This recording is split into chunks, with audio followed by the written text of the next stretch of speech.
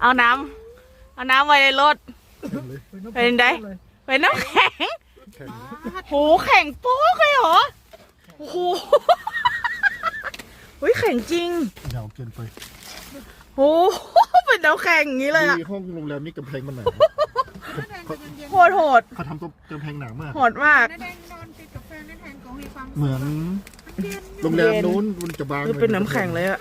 โรงแรมที่เราแข็งแบบบีบมาได้กำแพงมันจะบางหน่อยนี่หนาความไม่มี